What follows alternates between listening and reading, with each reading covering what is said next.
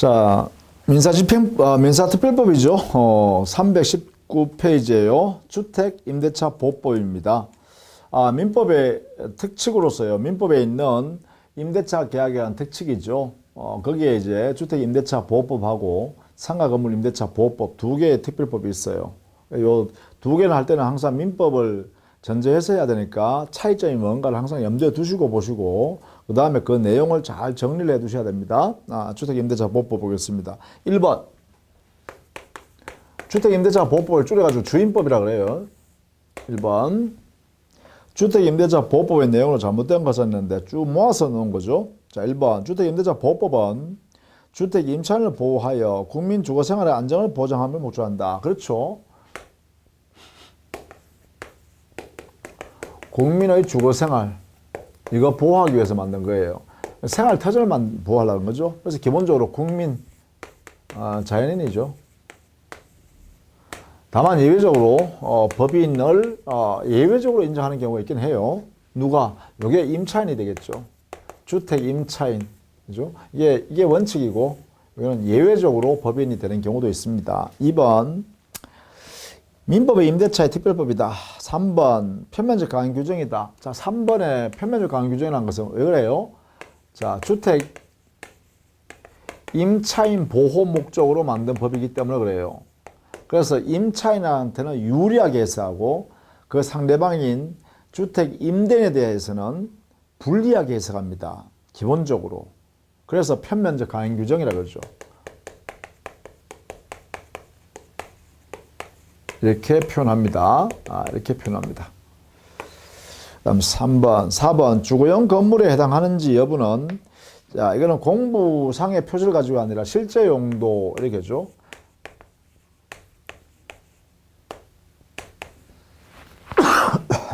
죄송합니다. 실제 용도에 기초해서 판단한다. 이 실제 용도는 계약 당시죠. 그렇죠? 계약 당시에 실제 용도를 가지고 판단한다. 이렇게 해석해. 그래서 다 옳은 말이다. 그죠? 5번. 법인의 경우에도 적용되므로 여기서 틀렸죠? 원칙은 자연인이 하나입니다. 임차인은 자연인이 하나입니다. 다만 예외적으로 법인 되는 경우는 이제 국민의 주거생활 중에서도 특별한 경우입니다. 어떤 경우냐면 여기에는요. LH공사 토지주택공사가 서민의 주거생활 안정을 위해서 건설회사로부터 아파트를 분양하는 것을 받아 아예 임차받는 거죠. 그런 다음에 이제 저소득층의 서민들한테 이렇게 다시 재임대 넣는 거죠. 이런 경우에는 이때 LH공사가 임차인 지위를 인정해 주겠다는 거예요. 그때 임차인은 여기에 있는 주택임대차보호법상의 임차인을 인정해 주겠다는 거죠. 또 뭐 지방자치단체에서 서울특별시나 또는 각 도에 보면 지방공사를 만들어 놓은 게 있죠. 공사. 뭐 서울 같은 데는 SH공사 이렇게 있나요? 서울 같은 경우죠. SH공사. 이것도 역시 그 지역 주민, 저소득층 주민을 위해서 건설회사로부터 아파트를 분양받는 걸 이 회사들이 임차받는 거죠. 이때도 역시 마찬가지죠. 또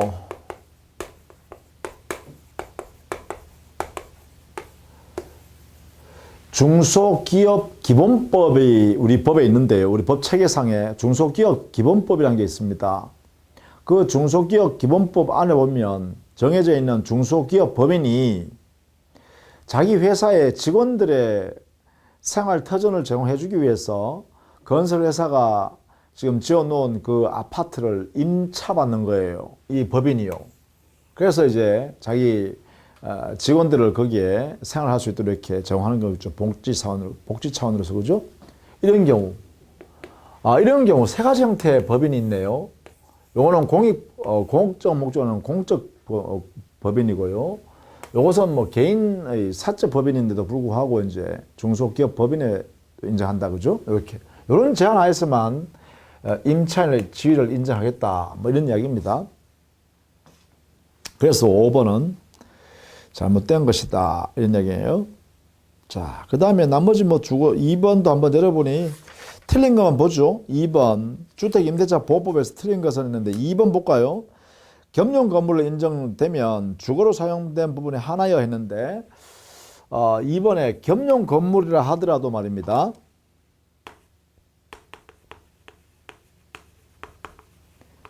이 겸용 건물이란 말은 주거용으로 사용하기도 하고 일부는 뭐 영업용으로 뭐 장사를 하는 곳 이렇게 장소를 사용하고 있다는 거죠. 이런 경우도 이 건물의 주된 목적이 주거용으로 임대받았다. 그리고 임차인이 거기서 일부 소규모 영역에서 장사를 한다. 그렇다면 이거는 그 전체를 뭘 해야 돼요? 전부를 주택으로 취급해야 되는 것이죠. 그래서 2번이 틀린 거예요. 그러니까 기본적 목적이 말이죠. 주거용 목적으로 임대차 계약을 했는데 그 중에 이제 임차인이 일부 부분을 이제 영업용 이렇게 상업을 한다든가 장사한다든가 이런 경우에는 그 전체를 또는 그 부분만을 상가로 이렇게 할 수 없다는 것이죠. 건물 전체를 이렇게 주택임대차 보호법에 적용받는다라고 해야 된다는 것이죠. 그래서 2번이 틀렸고요. 나머지는 좀 그대로 좀 봐두시면 좋겠습니다. 내용대로요. 뭐 특별히 제가 설명할 게 없습니다. 자, 그 다음에 3번요. 여기도 마찬가지죠. 주택임대차 적용 범위 옳지 않은 거 됐죠. 4번 보시죠.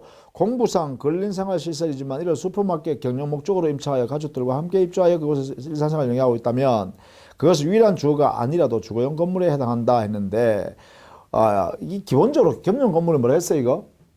이거 주된 목적이 임대차의 주된 목적이 주거용 목적으로 생활을 터전으로 삼아야 돼요. 근데 이게 뭐 슈퍼마켓으로 쓰려고 슈퍼마켓으로 돼 있는 그 건물을 자기가 빌렸어요. 슈퍼마켓 하려고. 근데 생활하다 보니까 좀 머니까 왔다 갔다 힘드니까 거기다가 4시간을 꾸며놓고 거기에 먹고 잔다 이 말이야. 그렇다면 이 임대차 계약이 자체가 주택 임대차냐? 그건 아니란 거죠. 이게요. 그래서 그런 의미에서 이 주된 목적이란 말이 있습니다. 임대차 계약의 주된 목적이 처음부터 임대인도 임차인도 뭐예요? 주거용 목적으로 임대차 계약을 체결해야 되는 것이지. 아니 장사하기 위해서 임대차 계약을 했다가 자기가 생활하다 보니까 장사하다 보니까 좀 불편하다 해가지고 이렇게 하는 경우는 이건 주거용 목적이라고 할 수 없다는 것이죠. 주된 목적 이걸 따져봐야 된다. 이게 3번에 적용되는 거예요. 따라서 3번에는 4번이에요. 4번. 그것이 슈퍼마켓 경영 목적으로 임대차 했기 때문에 그 자체가 뭐라고요? 그래, 이거는 주택이라 할 수 없다는 것입니다. 주거용 목적이라 할 수 없다는 것이죠. 그래서 이때는 주택임대차 보호법을 적용할 수가 없다라는 것이에요. 자, 나머지는 그 내용대로 알아두시면 좋겠어요. 1번. 이거는 우리 주택임대차 보호법에서요. 주택 임차권을 등기하지 않아도 대항 요건을 만들 수 있는 그러한 요건이 있죠. 대항력 발생시킬 수 있어요. 그것이 바로 주택을 인도받고 주민등록을 임차인이 해놓으면 되는 것이죠. 그 다음부터 대항력이 생긴다. 뭐 이런 이야기입니다. 자, 5번 지문 같은 경우는 다방을 주택 임대차가 할 수 없죠. 다방을 어떻게 주택 임대차를 할 수 있겠어요? 그렇죠? 다방, 영업을 위해서 임대차 계약했네요. 다방으로 쓰고 있는 그 공간을. 그래서 건물을 임대차 계약했어요. 그런데 그 다방 임차인이요. 다방을 빌린 임차인이 생활해보다 보니까 자기가 불편하다는 말이에요. 그러니까 어떻게 해요? 그 안에다, 다방 안에다가 조그맣게 내실 하나 꾸며놨단 말이죠. 그렇다고 해서 그 임대차 계약이 주택 임대차라고 할 수는 없잖아요. 그게 바로 5번입니다. 5번요. 자, 그 다음에 4번도 보시죠. 4번. 대항 요건으로 주민등록 했잖아요. 자, 대항 요건에 관한 설명했어요. 대항 요건에 관한 내용인데, 자, 주임법상의 대항 요건요. 여기에 대항 요건은 원칙적인 모습 이렇게 놨죠. 당해 그 주택을 인도받고 주민등록을 갖추면 이렇게 해놨어요.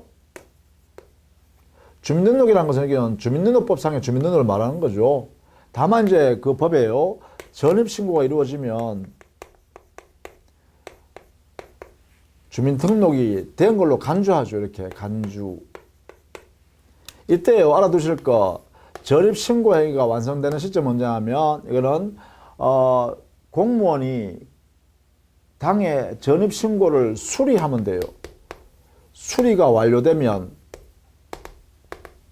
공무원이 수리해주면 전입신고가 이루어진 것이다. 설령 주민등록표에 공무원이 기재하지 않아도 기입하지 않아도 전입신고가 이루어지고 그 다음에 전입신고하니까 담당 공무원이 그것을 수리했어요. 받았어요. 받아가지고 예 알겠습니다. 전입신고 해드릴게요. 이렇게 했을 때 이게 뭐예요? 수리하는 거죠. 수리하면 바로 전입신고가 완성되었다라는 것이에요. 그러면 뭐가 돼요? 등록표에 등록 기재가 안 돼 있어도 등록이 됐다는 거죠. 이렇게 하고 있습니다. 우리 판례가 이렇게. 물론 주택 임대차의 대항 요건은요.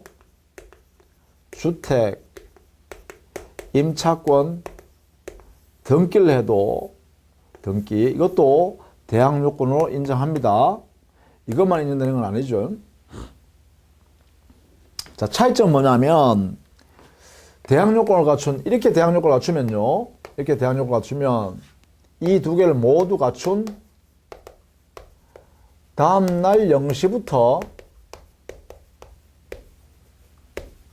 대항력이 생기죠. 이 등기는요. 등기하면 즉시 대항력이 생깁니다. 이렇게요. 즉시 다음날 0시부터. 그러면 4번은요. 옳지 않은 것은 3번 보시죠. 간접 점유자인 임차인도 했죠. 3번에 자 임차인이요. 임대차 계약을 체결하고 당의 목적물을 주택을 인도받기 전에 말입니다. 부득이한 사유가 발생해서 자기가 거기에 전입을 할 수가 없는 상황이 생겼어요. 예컨대 1년 동안 외국에 나갔다 와야 될 상황이 생겼네요. 회사에서 발령 나가지고 그럼 이 사람은 뭐예요? 임대인의 동의하에 동의를 받아서 이 사람이 전대차 넣은 거예요. 적법 전대한 거죠. 그럼 여기에 전차인이 들어오겠죠? 이렇게 동의하에 전대차 계약이 이루어졌다. 이렇게 됐을 때요. 자, 이 사람은 간접 점유자가 되고 이 사람이 직접 점유자 되겠죠? 이렇게. 자, 그러면 임차인은 여전히 임차인 아닙니까? 그럼 이 사람은 임차권을 갖고 있죠.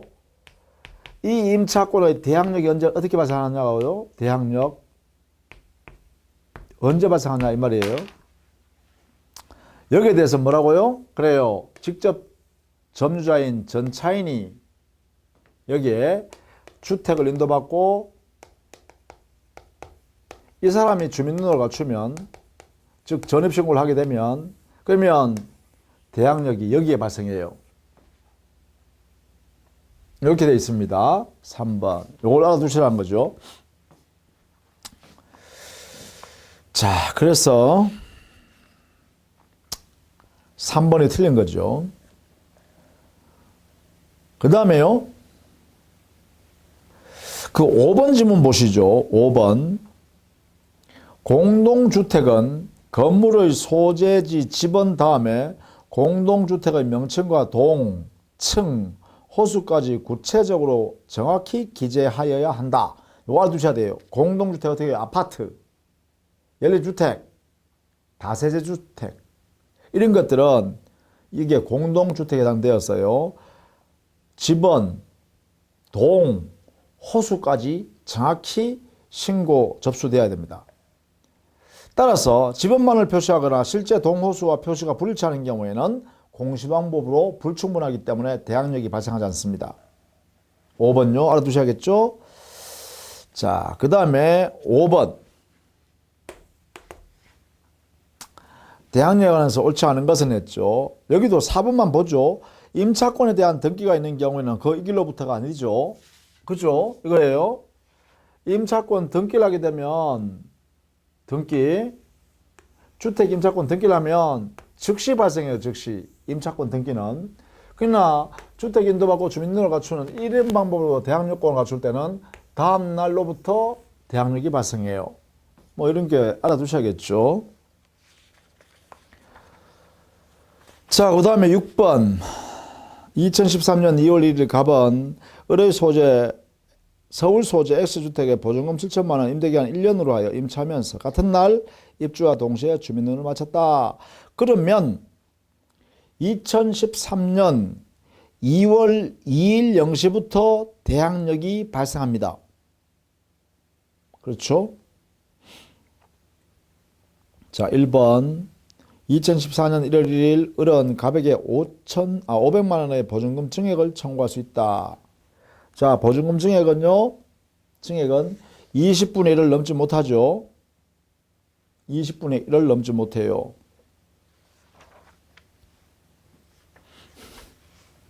(5% 이상을 넘지 못한다 이 말입니다.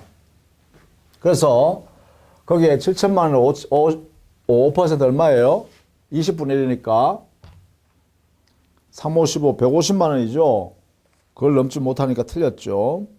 2번 2014년 3월 1일 갑이 임차권의 존속을 주장하더라도 을은 약정기간의 만료를 이유로 갑에게 X 건물주택을 인도를 청구할 수 있다 했는데, 자, 기간을 1년으로 정했더라도 우리 법 주택임대차 보호법은 2년을 보장하죠.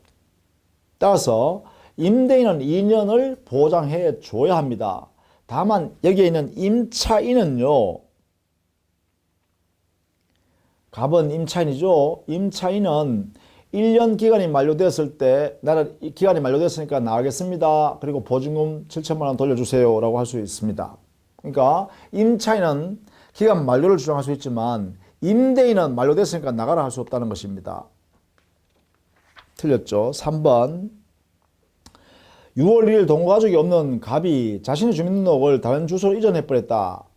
이전하였다면 바로 대항력이 소멸합니다. 이 말은 뭐냐면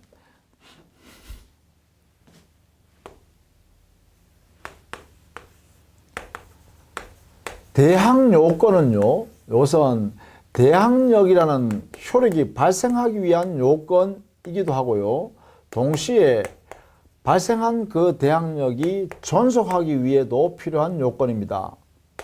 존속하기 위한 요건이다 이 말이에요. 이 두 가지 성격을 다 갖습니다. 4번 2012년 12월 1일 을이 병에게 주택에 대하여 건전을 설정해 주었더라도 갑은 3,500만 원 한도에서 병부터 우선 면제를 받을 수 있다. 자, 여기에요. 2012년 12월 1일 을이 병에게 주택에 대하여 건전을 설정해 주었다 라고 하면 지금 근저당이 먼저 설정됐죠. 이때 갑은 3,500만 원의 한도에서 병에게 했죠. 자, 이거는요, 지금 현재 그 전에 적용되는 3,200만 원까지 우선 면제, 최우선 면제죠. 이거는 4번은 최우선 면제예요.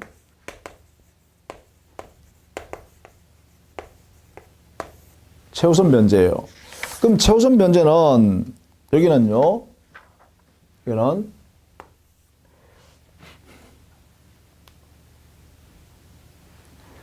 선순위 근저당권자가 저당권 설정됐을 때 그때 기준에 주택임대차 보호법 거기에 있는 최우선 변제 범위 안에서만 받을 수 있어요. 그러니까 여기는 2013년 2월 1일 날 임대 시작했지만 이 사람 병이라는 사람이 근저당 설정은 2012년 12월 1일 날 근저당 설정했죠. 그러면 2012년 12월 1일 현재 주택임대차 보호법상에 있는 최우선 변제의 그 범위 안에서 우선 변제 받을 수 있는 거예요. 거기는 3,200만 원이다. 그죠? 틀렸다. 그 다음 5번 2013년 7월 1일 을이 정액의 주택을 양도한 후 임대차 기간이 만료된 경우 특별한 사정이 없는 한 갑은 정에 대해서만 보증금 반환을 청구할 수 있다. 이게 원칙이죠. 이게 5번 임차되어 있는 주택을 양도함으로써 양수받은 이 양수인, 소유권을 취득한 양수인은 바로 임대인 지위를 승계한 것으로 보죠. 이렇게요. 그러면 이 사람이 임대인이 되는 거죠. 양수인이. 그러면 종래 임차인은 보증금 반환 채무를 면제받습니다. 이제 임대인이 아니니까. 현재 이 양수인이 임대인으로서 보증금 지급할 의무가 생긴다. 이렇게 됩니다. 이렇게 원칙적으로. 따라서 5번이 옳은 질문입니다. 이게 되겠네요. 자, 8번 법정갱신제도네요. 옳지 않은 것. 자, 나머지는 그대로 봐두시고요. 법 조문에 있는 것이니까 그대로요. 4번만 보세요. 존속기간이 정함이 없는 것으로 돼요. 일단. 그런데 이때요. 존속기간이 없는 임대차 계약인데 이때 임차인은 해지 통보를 할 수 있어요. 해지의 통지를 할 수 있어요. 그러나 임대인은 해지의 통지를 할 수 없고 여기는 2년간 보장을 해줘야 됩니다. 이 됩니다. 임차인은 해지 통지를 할 수 있는데 다만 이제 통지하면 통지한 날로부터 통지가 임대인한테 도달한 날로부터 3월 후면 3개월 후 해지 효과가 발생합니다. 그래서 보증금 반환받아서 나갈 수 있죠. 그러나 임대인은요. 임대차 계약 종료하자 그만하자 이 말 못합니다. 그러니까 2년간 보장을 해줘야 돼 이 사람은 그냥. 자, 그런 의미를 갖고 있다라는 것입니다. 법정갱신에 관한 이야기는 이렇게 정리 한번 해보시면 되겠고 10번 이거는 법 조문이니까 그대로 알아두시면 되겠죠. 5%와 9%입니다. 각각. 자, 그 다음에 11번에 차임 보증금에 관한 내용으로서 옳지 않은 거 됐죠. 이것도 나머지는 또 그대로 좀 봐두시고요. 5번에요. 보증금의 전부 또는 일부를 월 단위의 차임으로 전환하는 경우 이걸 월 차임 전환식입니다. 예컨대 보증금 1억 원에서 있다가 보증금 5천만 원 거둬두고 나머지 5천만 원을 월세로 바꾸란다. 이런 경우를 말합니다. 이런 경우 이걸 우리는 월 차임 전환이라고 하죠. 월 차임으로 전환할 때 전환율이 있어요. 여기는요. 지금 현재요. 현재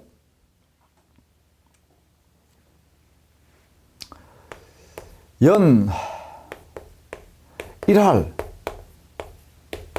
1할과 그 다음에 한국은행에서 기준금리를 매달 정해요. 한국은행의 기준금리에다가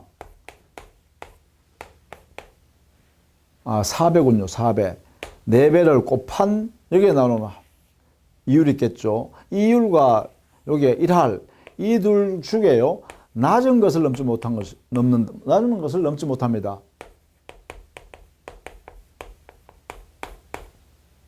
이 둘 중에요.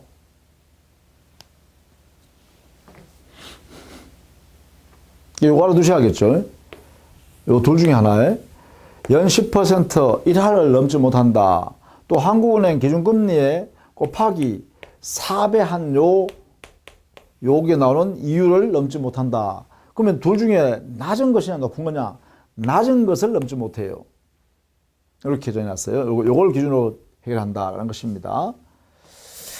자, 그렇게 정리를 해 두셔야겠습니다. 그래서 5번에 틀린 거죠. 그 다음에 우선 변제권에 관한 이야기를 좀 할까요? 보증금 횟수에 관한 이야기예요. 보증금 횟수.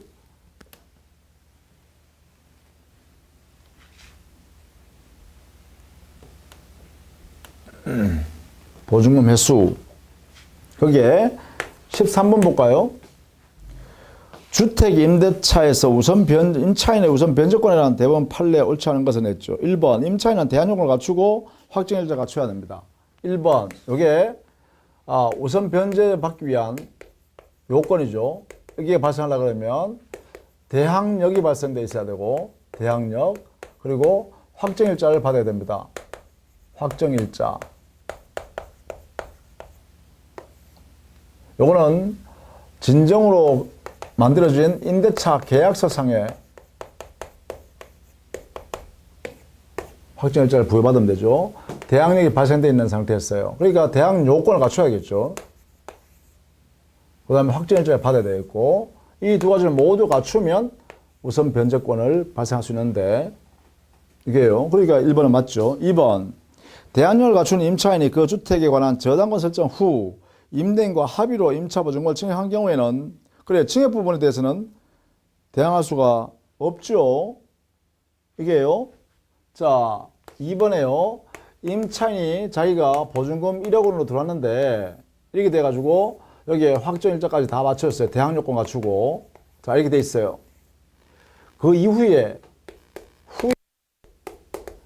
여기에 저당권이 이제 설정됐네요. 또 그 후에 이겠네.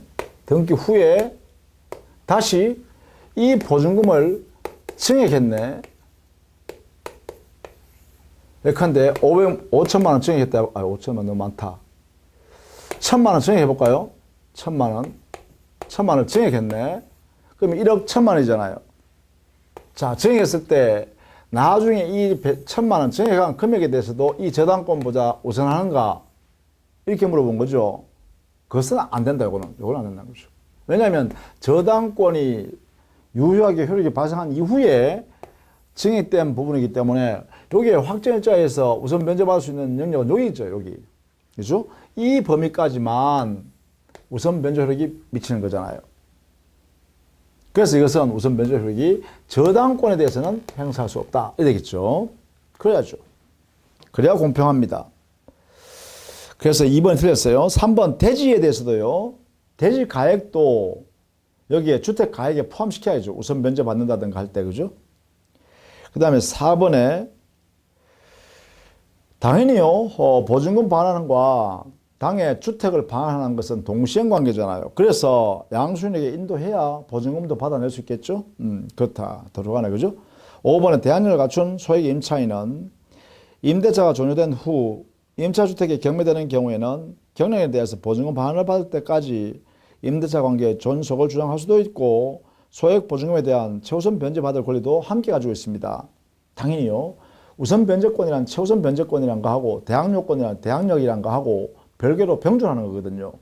하나가 있는다고 하나 없어지는 게 아니란 말이죠. 대항력 주장하는 거 하고 그다음 우선 변제적 받을 수 있는 권리하고 이 두 개는 각각의 권리예요. 각각의 권리.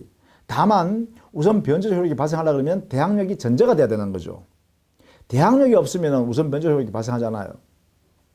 이게요. 그러니까 두 개 다 요건을 갖추었다면 이 임차인 입장에서는 대항력도 가지고 있고 우선 변제적 효력도 갖는다는 거죠. 별개입니다. 그래서 5번 알아두시면 되겠죠. 자, 그렇게 정리해 두시면 좋겠다.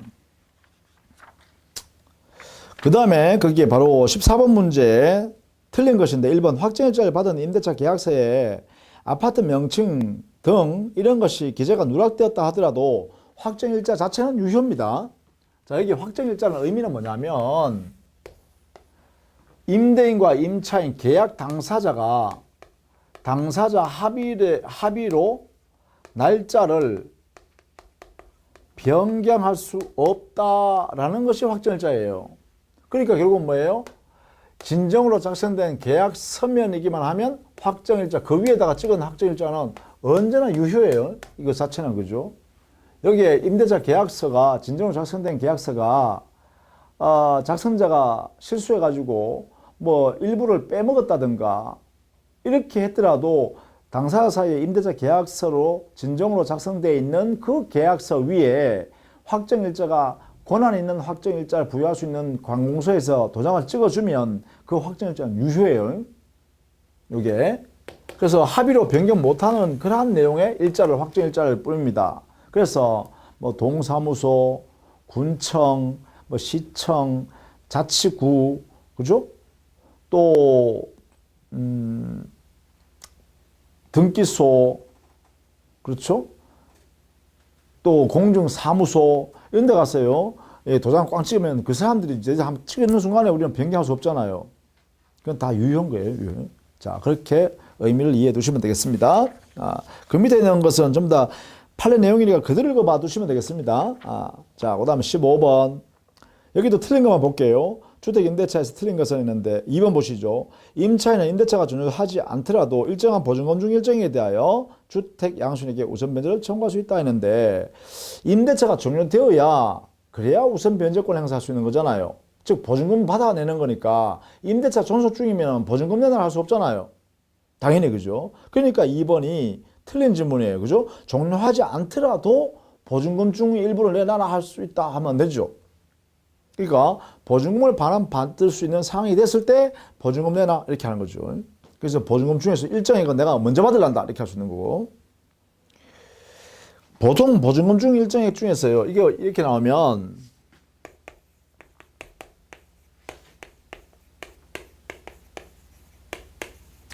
이렇게 이야기하면 보통 이 보증금은 소액 보증금을 말해요. 이 소액 보증금은요, 우리가 원래 시험 볼 때는요, 법이 지금 서울특별시 같은 경우는, 서울시 같은 경우는 보증금액이 소액 보증금으로 보호되는, 보증금액이 1억으로 바뀌었어요. 1억.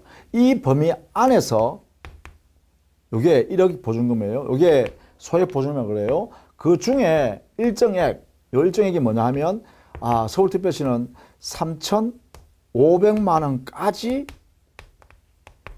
여기까지가 최우선 변제받을 수 있다는 거예요. 자, 여기 법이 바뀌었으니까 이거는 알아두셔야겠습니다. 이 부분만 바뀌었으니까. 그렇죠? 보증금 중 일정의 최우선 변제는요. 주택 임대차에서 말입니다. 서울시는 1억을 넘으면 안 돼요. 이걸로 바뀌었어요. 1억으로. 2016년 3월 31일 이후에는 이 법이 적용돼요. 보증금 1억. 그 중 일정액이 얼마냐면 3,500만 원. 이게 최우선 변제받을 수 있는 금액이에요. 요거 한 개는 꼭 알아두세요. 이렇게 바뀌었으니까. 예.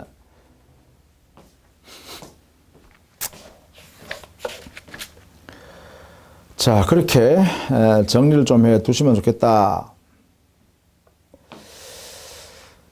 자, 그 다음에 그 15번에 4번이 이제 임차권 등기 명령 제도죠.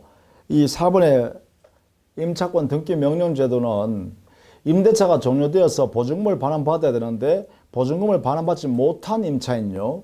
임차인은 자기는 이사를 가야 되니까, 그런데 문제는 이사를 나가버리면 대항력 소멸되죠. 우선 변제적 효력도 소멸돼요. 상실한단 말이에요. 그러니까 이사도 못 나갈 상황이 되어버리잖아요. 그래서 이 임차인이 이사는 갈 수 있도록 해주기 위해서 법원에다가 일방적으로 임차권 등기해달라고 명령으로 등기해달라고 신청할 수 있어요. 임차인이 혼자.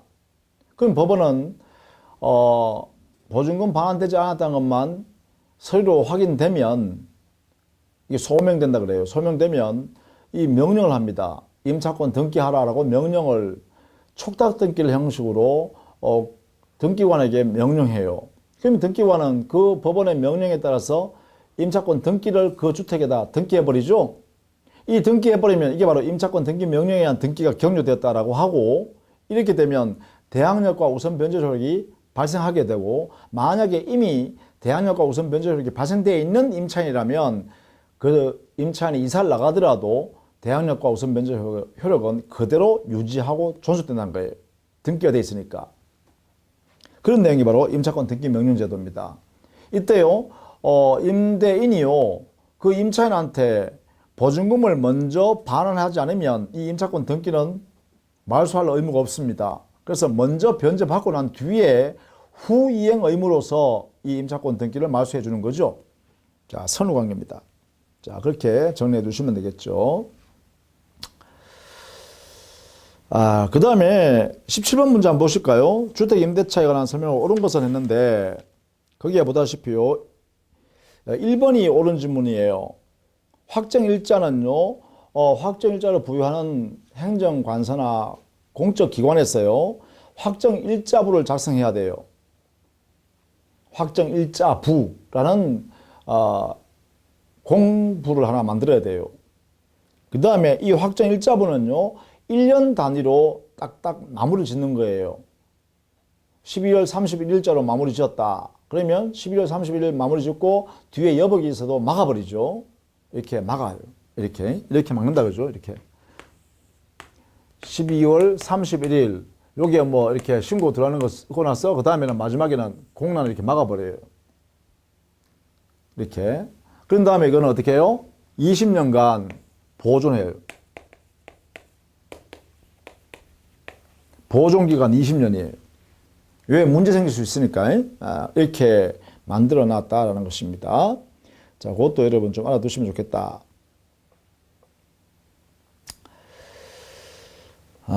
그 밑에 있는 거 볼까요? 2번 주택 임차권은 상속인에 상속되죠. 상속되는데 만약에 상속인이 없으면 될까? 그때는 사실혼 배우자에게 승계됩니다. 3번 주택 임대차가 묵시적으로 갱신된 경우, 지금 17번 하죠. 묵시적으로 갱신된 경우 임차인은 전 임대차가 동일한 날로부터 3개월 이내에 하나여 임차인에게 계약 해지 통지를 할 수 있다. 자, 이게요, 임대차가 묵시적으로 갱신되면 기간 약정이 없는 임대차가 되는 게 아니고요, 이게 법정 갱신되면 2년이 보장됩니다. 임대차 기간은 2년이에요. 다만 임차인은 해지 통지할 수 있죠. 그러나 임대인은 해지 통지할 수 없어요. 이런 이야기죠. 그래서 3번이 틀렸습니다. 4번 임대차 기간이 끝난 경우에 임차인이 보증금을 반환받지 못하였더라도 임대차 관계가 종료된다. 자, 우리 법에서요, 임대차에 있었어요. 주택 임대차는 보증금을 반환받지 못했을 때는 임대차는 존속하는 것으로 본다 해놨어요. 그러니까 임차인은 계속 임차권을 가지고 그 집에 계속 살 수 있다, 이거죠. 권리가 그대로 있다는 것입니다. 그래서 조심해야겠죠. 존속하는 것으로 됩니다. 본다, 이거죠.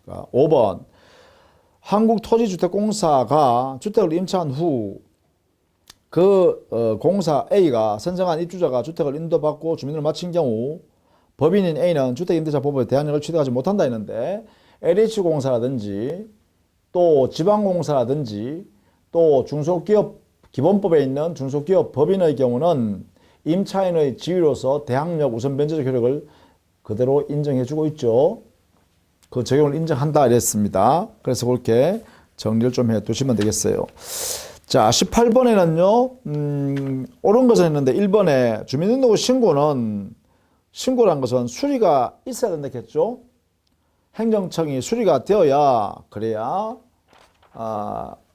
전입신고가 이루어졌다, 이렇게 해석했습니다. 틀렸다. 2번 등기 명령의 집행에 따라 주택 전부에 대해 타인 명의의 임차권 등기가 끝난 뒤 소액보증금을 내고 그 주택에 임차한 자는 소액보증금에서의 우선 변제권, 즉 최우선 변제권을 인정하지 않습니다. 왜냐하면 임차권 등기 명령 제도에서 임차권 등기가 되어 있으면 먼저 임차권 등기를 하고 이사 나간 임차인을 보호해야 되죠. 그래서 그 임차인이, 즉 주택 임차권 등기를 한 임차인이 이사를 나간 뒤 그 후에 들어온 임차인의 경우는 소액 임차인으로서의 최우선 변제는 인정하지 않습니다. 인정받을 수 없어요.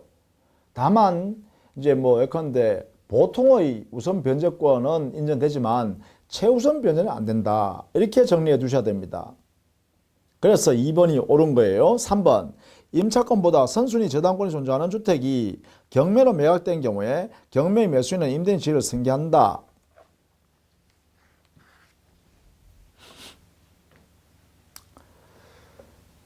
이때요, 선순위 저당권자가 만들어지고 그 이후에 주택 임차권에 대항력이 생기면 이 대항력은 저당권자에 대해서는 대항력이 없죠. 그러다 보니까 경락에는요, 거기에 저당권자의 지위를 그대로 승계받아서 바로 임차인한테서 대항할 수 있는 권리를 없애버리죠. 그래서 임차인은 임차권이 소멸될 수밖에 없습니다.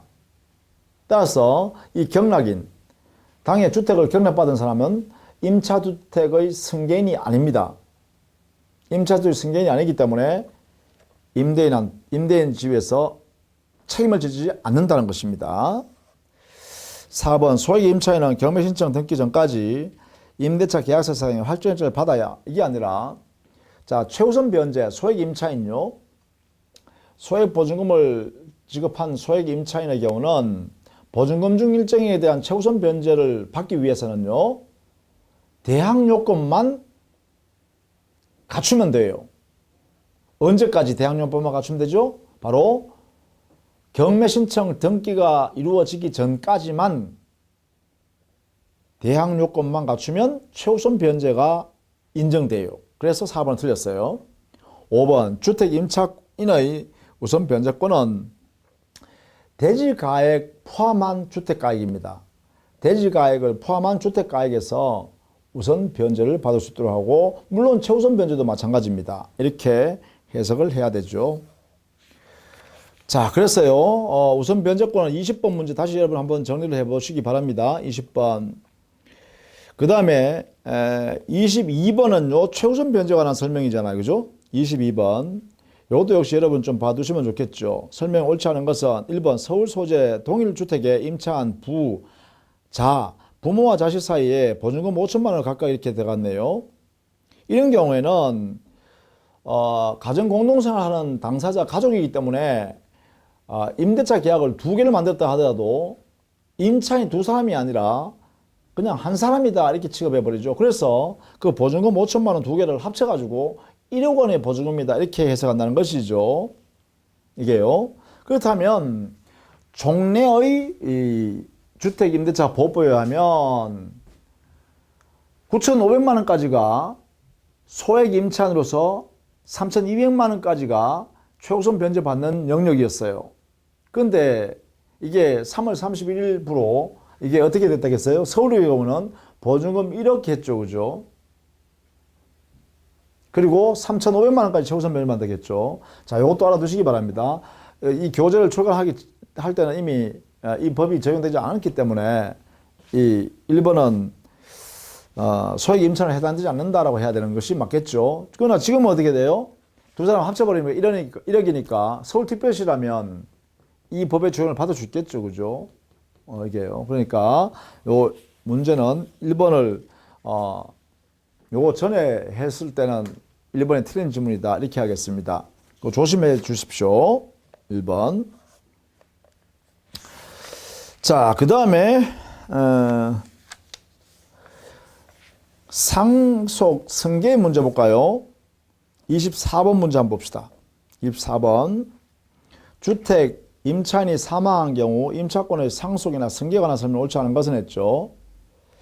1번. 물론요. 임차권도 채권이니까 상속이 됩니다.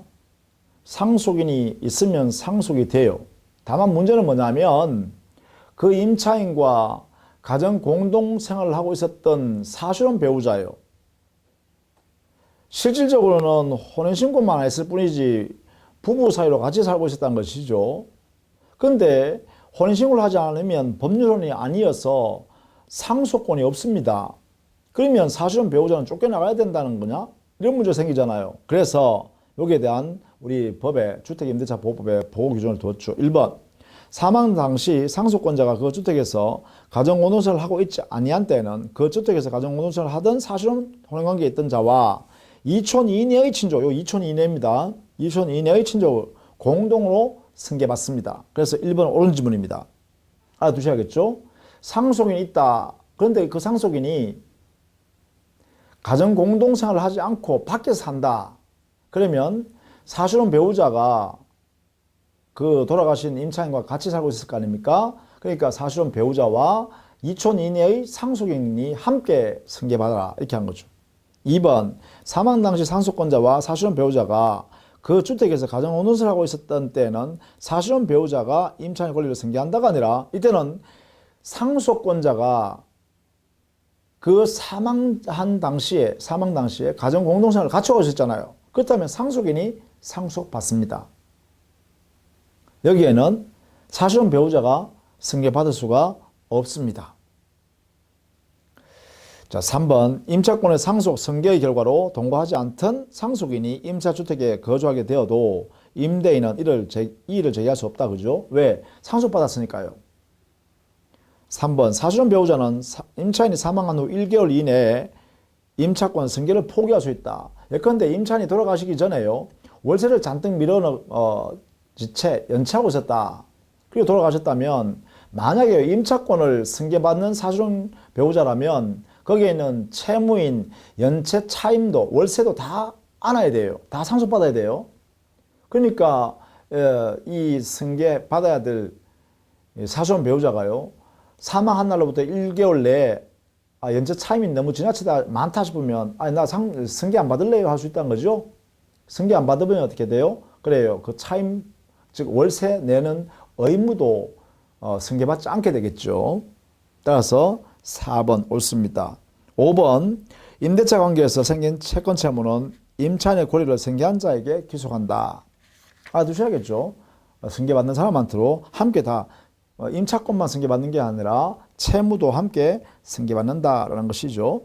자, 25번에 임차권 등기 명령 제도에 관한 설명인데요. 나머지는 다 옳은 것들은 또 역시 여러분 다 읽어봐 두시고 법 조문에 있는 그대로니까요. 틀린 것만 잠깐 보겠습니다. 3번 임차권 등기 명령에 의해서 임차권 등기가 된 경우일지라도 그 이후에 임차한 소액보증금의 임차인에게는 우선하지 못한다. 자, 이게 소액 임차인은요, 나중에 들어온 소액 임차인은 최우선 변제는 안 된다 했죠. 임차권 등기 명령에 의한 등기를 한 임차인이 보호된다. 이렇게 했어요. 그죠? 그러니까 3번이 틀렸다. 이렇게 정리하겠네요. 자, 이렇게 해서요, 주택임대차 보호법 쭉 살펴봤는데요. 역시 우리 여기 보시다시피 내용이 그렇게 어렵지 않아요. 이게 민법과 차이점을 여러분 간파한 다음에 그 다음에 우리 법 조문에 어떤 것이 있는가를 잘 봐두시면 되겠고, 그 다음 판례는 이런 판례가 있구나라는 걸 여러분 그냥 정리하시면 돼요. 자, 다음 시간에는 상가물 임대차 보호법을 정리하도록 하겠습니다. 자, 수고 많으셨습니다.